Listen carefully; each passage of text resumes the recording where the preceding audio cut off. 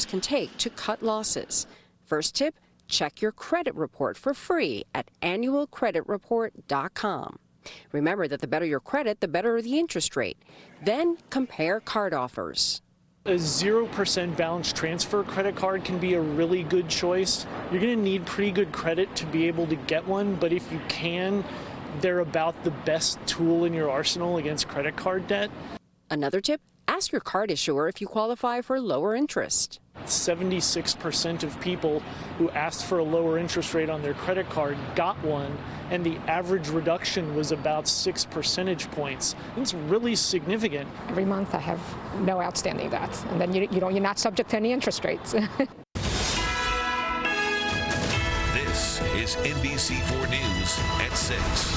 And right now at 6, the LAPD says it's now investigating whether officers improperly handled the first reports about human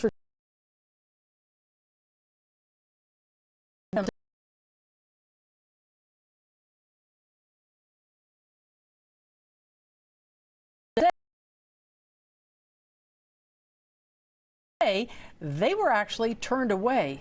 Investigative reporter Eric Leonard joins us now with what the police chief has to say about all this. Eric. Hi, Carolyn and Colleen. Well, Chief Moore told me today that if what the laborers told us is accurate, then he says the conduct of one or two officers at one particular LAPD station fell below his expectations. The chief says he's ordered an investigation and says he's concerned this may have happened in other cases, too. People go to the station for help. We help them.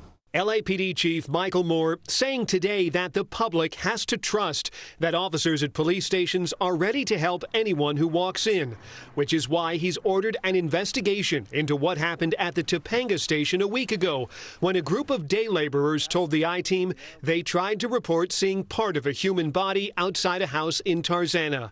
The workers told us in an interview in which they did not want their faces or names used, they went first to the CHP station on DeSoto, where officers directed them to contact the LAPD. Then at the LAPD Topanga station, they said officers didn't take a report or call for assistance. They told us to call 911. This LAPD dispatch recording appears to confirm part of the account.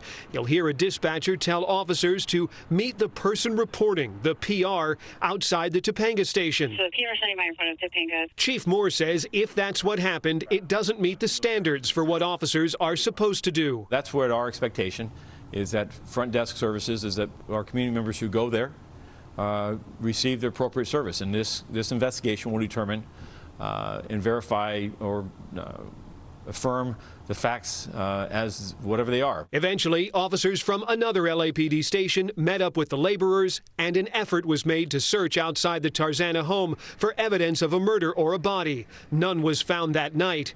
But as it turns out, the laborers had seen part of a body, which was rediscovered the next morning in a trash bin in Encino. And inside a unique trash bag, identical to what the laborers described, were the partial remains of a woman.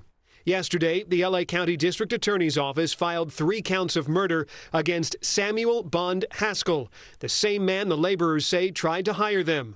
The criminal case accuses Haskell of murdering his wife, May, and her parents. All 3 are considered missing, as the remains found in Encino have yet to be identified, and no additional remains had been found as of today.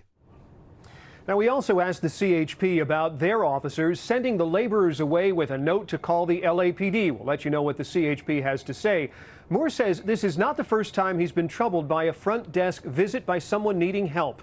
Now, just today, the LA Police Commission was hearing a report about the LAPD shooting of a man named Takar Smith, who was killed by officers in January.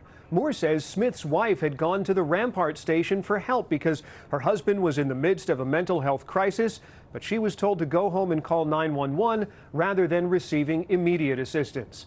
Live in the News Operations Center, I'm investigative reporter Eric Leonard, NBC4 News. Back to you. Eric, thank you for that. It has been 1 month since 4 Pepperdine students were killed on PCH, and tonight a vigil is being held in their honor and to remember them. Their families also calling for safety changes along this stretch of the highway, PCH. NBC4's Bailey Miller joins us live from the vigil right now. Bailey? Good evening, Colleen. Yes, that vigil memorial going on right now as we speak, and family members have been taking turns sharing their memories about these